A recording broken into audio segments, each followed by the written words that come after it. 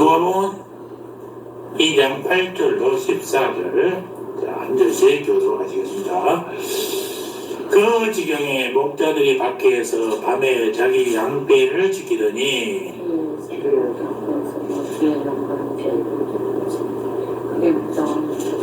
천사가 이르되 무서워 말라. 보라, 내가 온 백성에게 미칠 큰 기쁨의 좋은 소식을 너희에게 전하노라.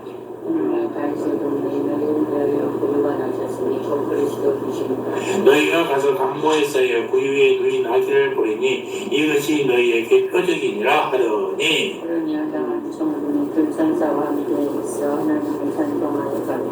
지극히 높은 곳에는 하나님께 영광이요 땅에서는 기뻐하심을 입은 사람들 중에 평안하다 아니라. 아멘. 14절 다 같이 한번 크게 읽겠습니다. 시작. 지극히 높은 곳에서는 하나님께 영광이요 땅에서는 기뻐하심을 입은 사람들 중에 평안하다 아니라. 아멘.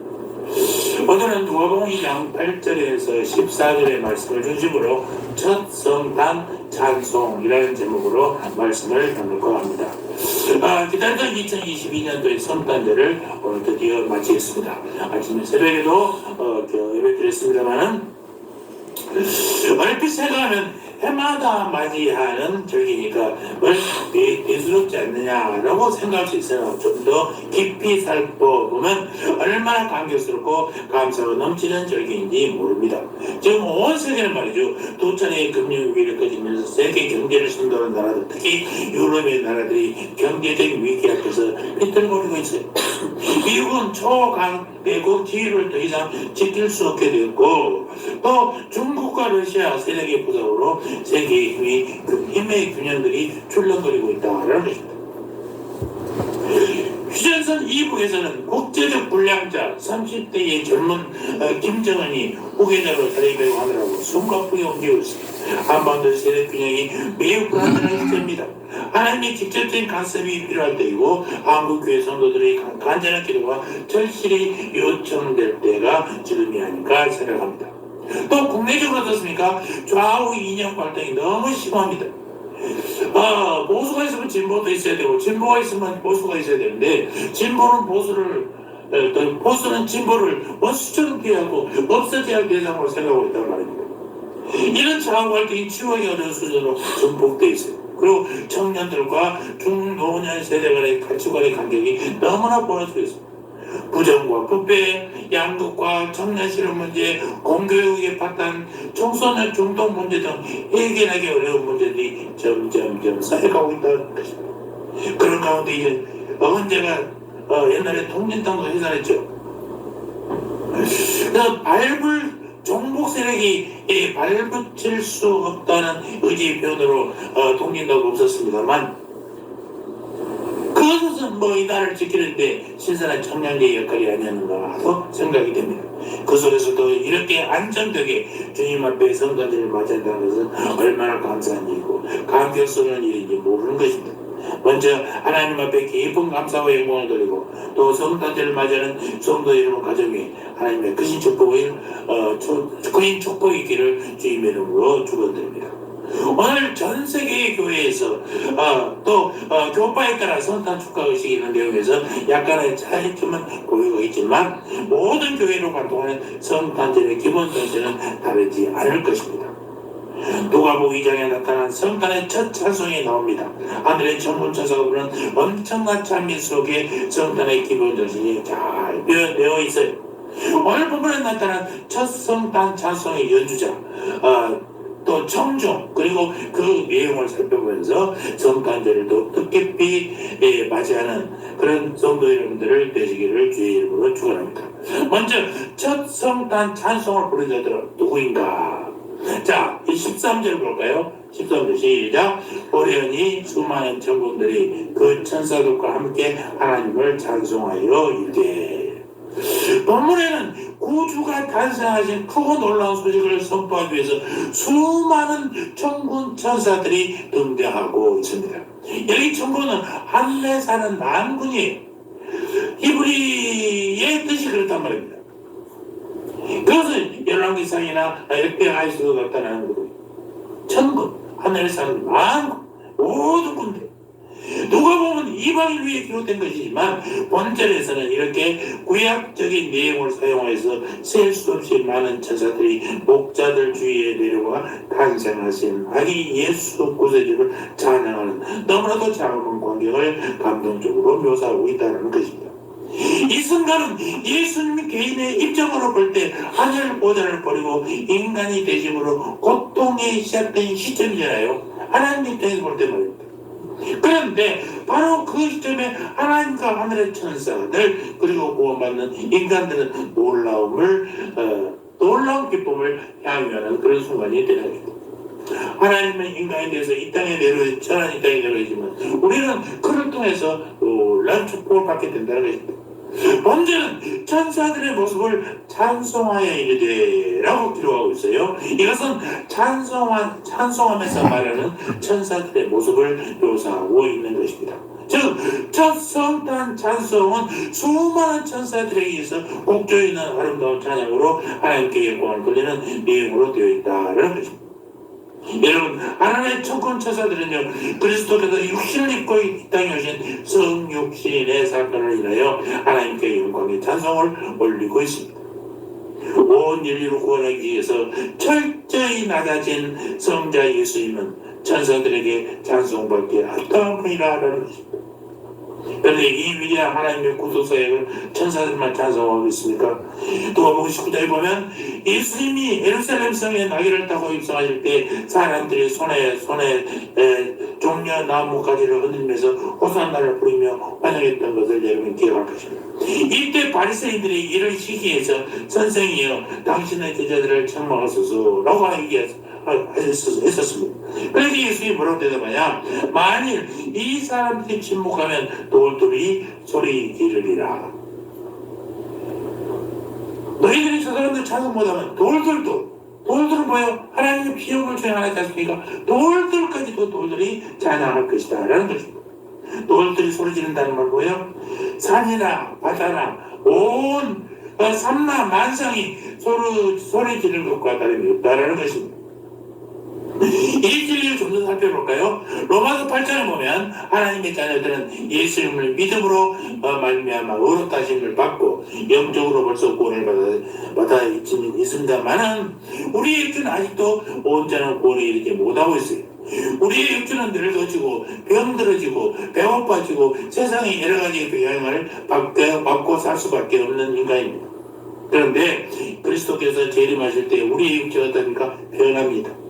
영원한 몸으로 가지게 됩니다. 이때 변하는 것은 하나님의 자녀들뿐만 아니라 자연 만물이 변한다는 것입니다. 그러니까 우리가 구원을 얘기할 때 구원은 우리만 인간들만 받는 것은 아닙니다. 주님이 하나님의 창조하신 모든 것들이 창조의 시대가 다 다시 돌아가는 거예요. 다 변하는 거예요. 그게 로마서 8장 21절에 있는 내용입니다. 지금 비전물은 하나님의 자녀들과 함께 단식하며 고통을 겪고 있습니다만 장차 그리스도께서 이 땅에 오실 때에는 자연 만물도 하나님의 자녀들과 함께 영광의 찬미를 올릴 것입니다. 여러분, 하나님의 원대한 구원 역사는요 성탄을 통하여 위대한 신호탄을 쏘아 올렸습니다. 이날은 천군 천사들이 찬양하고 하늘의 별들이 동방 박사들을 인도하여 빛을 밝히고 모든 피조물이 이제 곧 열리게 될 자유와 해방의 날을 기다리며 희망에 찬 찬미를 부르는 날이라는 것. 이것이 성탄이에요. 자, 그렇다면 첫 성탄 찬송을 들은 사람들이 누구인가? 자, 8절 9절 봅시다. 8절 9절. 시작. 그 지역의 목자들이 밤에 밖에서 자기 양떼를 지키더니 주의 사자가 곁에 서고 주의 영광이 그들을 두루 비추매 크게 무서워하는지라. 천사들의 자그마한 찬송을 누가 들었어요? 뜻밖에도 들에서 양을 치던 목자들이 들었다는 것입니다. 천사들이 처음으로 나타나 구주의 탄생을 찬양했을 때 목자들은 밤에 밖에서 양떼를 돌보며 지키고 있었습니다. 성탄 기사는요 마태복음과 누가복음에 나와 있는데 마태복음의 기록에 의하면 동방의 박사들이 먼 곳에서부터 예수님을 찾아와서 경배하고 예물을 바쳤다는 내용입니다. 오늘 별을 따라온 동방 박사들에 대한 얘기를 오늘 새벽에 한 적이 있습니다.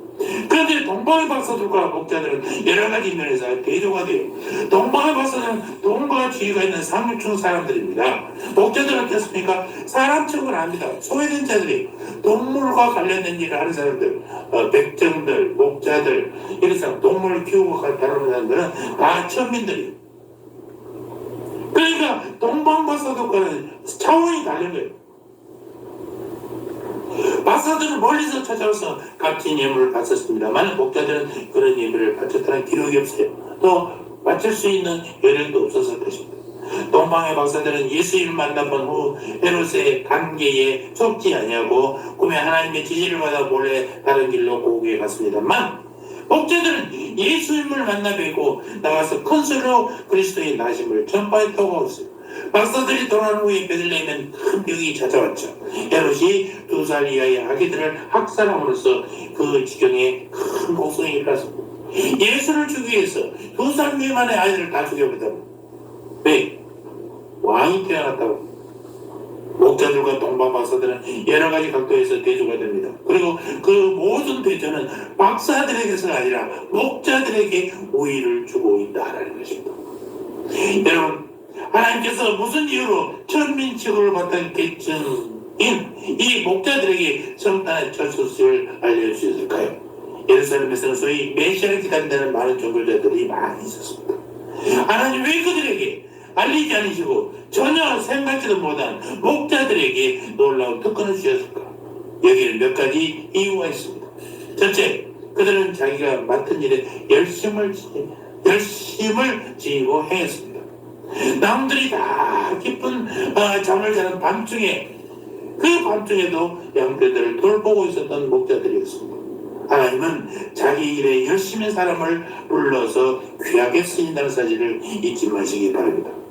다윗도 목동으로 일할 때에 들에서 저녁도 그런 죄인다 양떼를 돌보다가 선지자 사무엘에게 서 왕으로 기름 부음을 받게 됐지 않습니까? 형들이 왕의 제목이라고 했는데 아니다 다른 사람이다 해서 결국 목동 다윗이 선택받았습니다. 모세는 미디안 광야에서 양을 치다가 기도는 밀타작을 하다가 엘리사는 밭을 갈다가 그리고 예수님의 제자들은 갈릴리 호수에서 물고기를 잡다가 부름을 받았습니다. 놀고 있는데 할 것이 없어서 부름받은 사람은 아무도 없어요. 사랑하는 성도 여러분, 우리들의 일이 비록 남들이 눈여겨보지 않는 직분이라 할지라도 열심히 행하시기 바랍니다. 하나님께서는 더 귀한 직분으로 부르시게 될 줄 믿습니다. 두 번째, 목자들은 정직했다라는 것입니다. 양들은 베들레헴 부자들의 소유였었습니다. 그런데 목자들은 주인이 보든 안 보든 밤에도 깨어서 양들을 지키고 있는 모습을 보셨습니까? 정직해야 되는 것입니다. 시편 기자는 여호와는 의로워서 어려운 일을 좋아하시나니 정직한 자는 그의 얼굴을 배우다. 정직한 자가 여호와의 얼굴을 배운다는 것입니다. 주님의 일이든 직장의 일이든 정직하게 행하십시오. 반드시 주님의 축복을 받게 될 것입니다. 성도 여러분, 열심과 정직으로 행하는 것이 곧 성실하게 해야 하는 것입니다. 첫 성탄 찬송은 이런 사람들에게 들려졌습니다. 오늘도 하나님은 이웃과 하나님 앞에 성실하게 하는 성도에게 크고 놀라운 일을 보여주실 것입니다. 9절을 보십시오. 주의 사자가 곁에 서고 주의 영광이 그들을 두루 비추매. 하나님의 영광이 목자들을 두루 비추었습니다. 그런데 영광이 비췄다고 해서 목자들이 부자로 빌었습니까? 귀족으로 빌었습니까? 그렇잖아요. 오직 주의 영광만 비춰질 뿐이었다라는 것입니다. 하나님이 성도들에게 주기를 원하는 영광은 땅의 것이 아닙니다. 하늘의 것이. 세상 사람들이 영광으로 여기는 것은 이 땅에 속한 부와 명예와 재산일 것입니다. 하나님 주고 싶어 하시는 영광은 하늘의 영광입니다. 하나님은 우리에게 예수 그리스도를 통해서 믿음과 성령과 영생을 주고 싶어 하신단 말입니다. 또 천국 상속권을 우리에게 주기를 원하십니다. 그러므로 우리 주님은 이 땅에 영광을 구하는 자는 하늘의 영광의 상급을 잃어버리게 된다는 것을 기억하게 합니다. 여러분, 첫 성탄 찬송을 시청하는 영광은 열심과 정직으로 자신의 일에 충성하는 목자들에게 돌아갔습니다. 2022년도 정금천사의 성탄 찬송은 성실하게 자신의 기쁨에 충성해 오신 여러분에게 들려지게 될 것입니다. 자, 그렇다면 첫 성탄 찬송의 내용은 무엇이었을까? 14절을 다 같이 한번 봅시다. 14절 시작. 지극히 높은 곳에서는 하나님께 영광이요 땅에서는 하나님이 기뻐하시는 사람들 중에 평화로다 하니라. 지극히 높은 곳에서는 하나님께 영광이요 라고 있어요.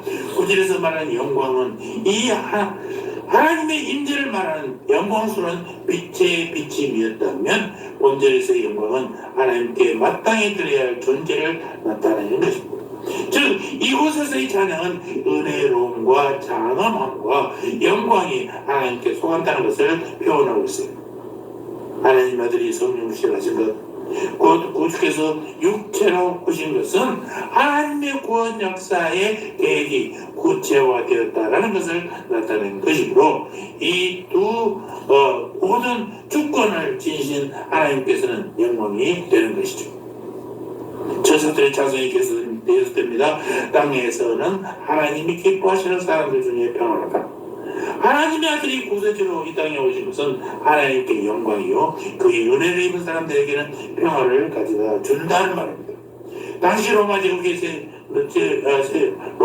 세계를 제패했습니다. 그래 힘으로 로마의 군사력으로 제패했어요. 그래서 왜 로마의 평화 박스로만 하라 합니다. 로마의 평화는 힘에 의한 평화예요. 그래서 외적으로는 평화를 가져왔지만 이것은 예수 그리스도와 이루시는 진정한 평화는 질적으로 다른 것입니다. 주님이 주신 평화는 어떤 것이냐? 죄와 불순종으로 하나님과 원수된 인간과 하나님과의 화평의 구원이란 말입니다. 이 평화는 서로 간의 반목과 질시로 벽을 쌓고 살아가는 인간들 관계 속에서의 평화입니다. 그리고 이 평화는 염려와 혼돈 가운데 살고 있는 인간 자신에게 이르는 평화이다라는 것입니다.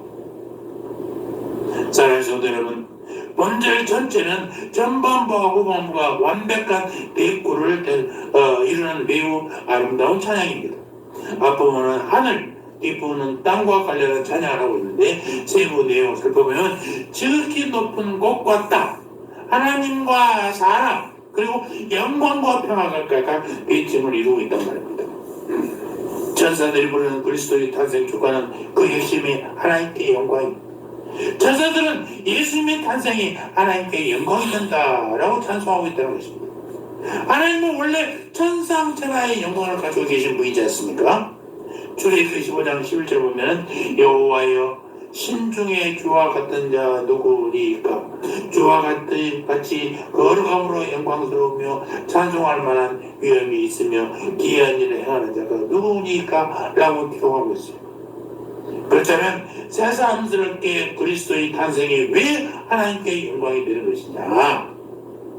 여러분, 하나님은요 그 누구의 찬양 이름과 관계없이 창조주로서 우주의 통치자로서 원래 모든 영광을 지니고 계십니다.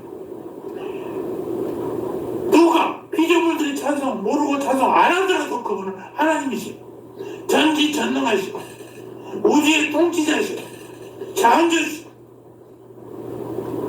모든 영광을 지니신 분이 하나님이시고 하나님과 창조물 중에 최선의 존재여 삼라만상을 다스리도록 위험받는 첫사람이 사탄의 유혹을 받아서 하나님을 배반하고 그 우선부터 계속적으로 불신을 행하니 하나님의 영광이 얼마나 큰 수욕이 되겠습니까? 그러므로 하나님 아버지는 독생자 예수를 보내셔서 배신한 인류의 마음을 다시 찾으려 하신 것입니다. 그래서 한 사람 한 사람이 그리스도의 십자가를 통해 회개하고 하나님께 다시 돌아올 때마다 하나님은 기쁘게 영광 받으신다라는 것입니다. 누가복음 15장 7절에 예수님의 말씀을 보십시오.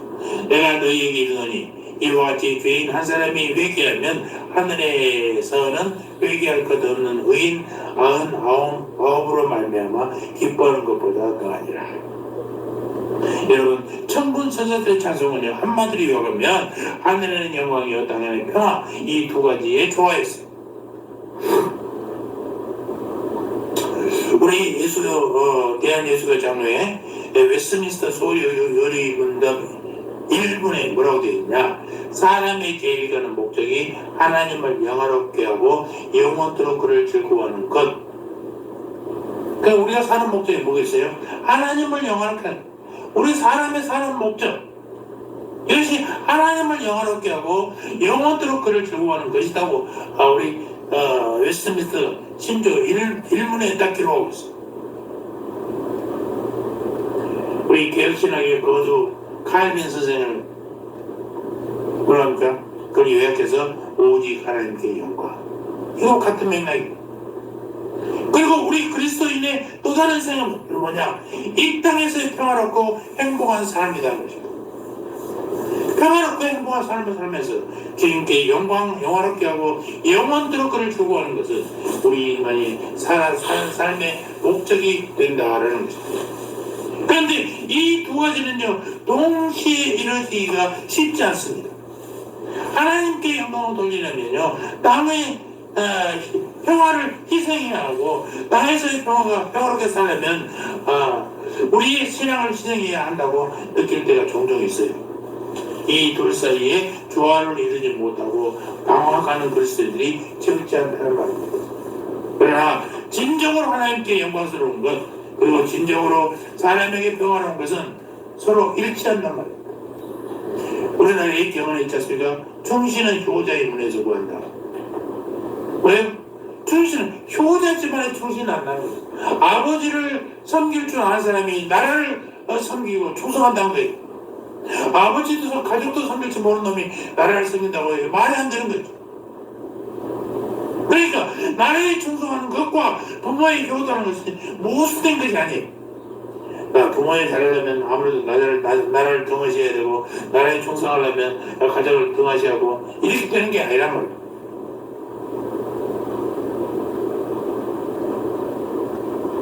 마찬가지로 하나님께 영광 돌리는 생활, 또 우리의 현세에 받는 극히 높은 곳에서 하나님께 영광이요 모든 축복의 삶은 일치가 될 수 있어요.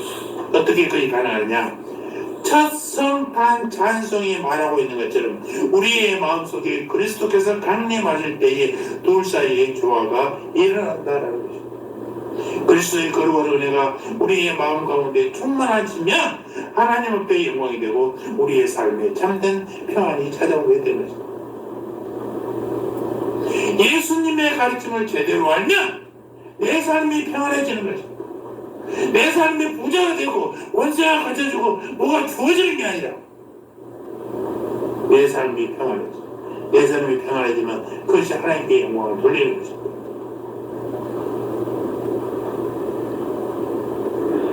사랑하는 성도 여러분, 첫 성탄 찬송은요, 하늘에 있는 천군 천사와 온 우주 만물의 소리를 높여 대합창이에요.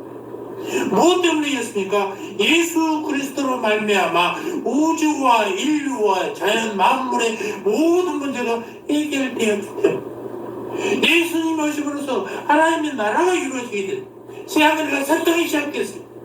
새하늘과 새 땅은 뭐예요? 창조하셨던 그 시대, 에덴 동산의 그 모습으로 다시 돌아가는 거죠. 예수님께서 사복음서를 보면요, 기적을 많이 일으키잖아요. 기적이 일으켜지면 뭐예요? 천국의 모습이에요. 천국은 사람이 아프지 않습니다. 눈이 멀지 않습니다. 다리가 절룩거리지 않습니다. 온전한 인간, 우주와 인류와 자연 만물이 다 해결되고 하나님의 창조시대를 돌아보는 것입니다. 이 장엄하고 거룩한 찬송을 처음 들은 사람들은 자기의 천직에 성실하게 임했던 목자들이라고 했습니다. 그 찬송의 내용은 하나님께 영광 돌리고 인간 세계에 참된 평화를 가져오는 주가 있습니다. 이 거룩한 찬송이 오늘 성탄절을 맞는 우리 모든 분들의 찬송이 되기를 주님의 이름으로 축원합니다. 아멘. 기쁘다 구주 예수 그리스도께서 우리 곁에 오셨습니다. 천군 천사의 찬송을 드리며 오신 주님이시여, 저 성탄 찬송을 시청하는 영광은 열심과 정직으로 자신의 충성한 목자들에게 돌아갔다 했습니다. 우리 모두 저기 높은 곳에서는 하나님께 영광이요 자자요라고 찬양하던 것과 같이 우리 마음속에 그리스도께서 강림하시기를 기도합니다.